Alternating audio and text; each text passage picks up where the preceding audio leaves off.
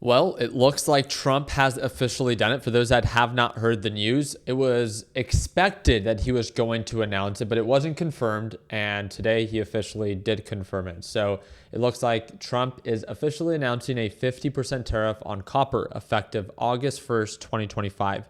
After receiving a robust national security assessment, copper is necessary for semiconductors, aircrafts, ships, ammunition, data centers, lithium ion batteries, radar systems, missile defense, and the list goes on, right? Copper is the second most used material by the Department of Defense. Why did our foolish and sleepy, little jab in there, leaders decimate the important industry? This 50% tariff will reverse the Biden administration's thoughtless behavior and stupidity.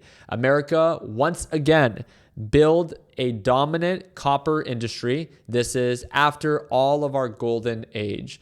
So again, it looks like this is supposed to be a strategic move by Trump. He wants to bring that form of manufacturing back within the U.S. because of everything that copper is used for. And markets are reacting. So I don't personally trade copper futures, but copper futures have now risen, and countries that are major exporters of copper are definitely something that you're going to want to pay close attention to, depending on the updates that we receive when it comes down to this tariff. A 50% tariff is huge. Then the thing that I want you to remember is, I feel like we're almost becoming immune to it, right? If he does keep this stance, which I'm not sure if he will, right? A 50% tariff on the second most used material by the Department of Defense. I don't know. It seems like a far stretch because of how much it is actually used all across the United States. And remember, this 50% tariff is what importers within the U.S., if it's manufacturers, if it's companies, will have to pay. And that means that form of inflation, regardless if you refuse to acknowledge it, it will take time, it will take months, but it will eventually get passed down to the consumer. So it's going to be interesting to see how our CPI data reports begin to either go up or possibly stay the same, because we have to remain optimistic based off of this specific news. So again, something that we'll make sure that we follow up with. And I feel like every single day we're receiving new updates from China on some form of either disagreement that we have with them and some threat that Trump is making to China, or a threat that China is responding to back with the US. And the part that bothers me about this is that I thought China was, again, supposed to be the biggest trade partner that we really tried to not upset because of how important doing trade with China is, right? In my opinion, this is the most important trade deal and trade agreement that we need to have in place. And it just sounds like they continue to bicker and poke one another. You guys let me know down in the comment section what you think. It says, Justin, China says that it's willing to share military equipment achievements with friendly countries.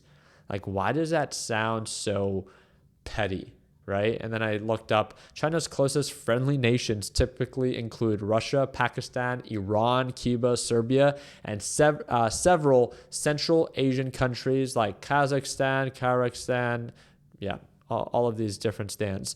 These countries have strong diplomatic, economic, and military ties with China, often cooperating on major international issues and supporting each other in global forums.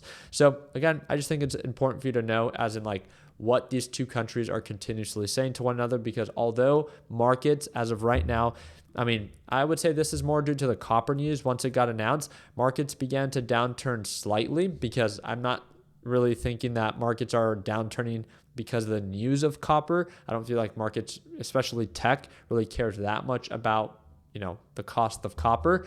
But it's just, okay, is Trump going to begin to start kind of laying down these tariffs on all these different materials and a series of different countries once again? Because then at that point, if he starts waving that tariff hammer again, then that can be a concern for the market. Because I want to remind you, when he started originally waving the tariff hammer is when we went from highs of the 540 for QQQ all the way down to lows of 397. So just something to pay attention to. Markets as of right now are still incredibly bullish.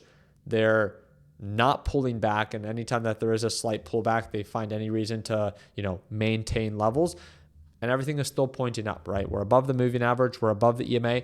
I personally believe markets are overbought.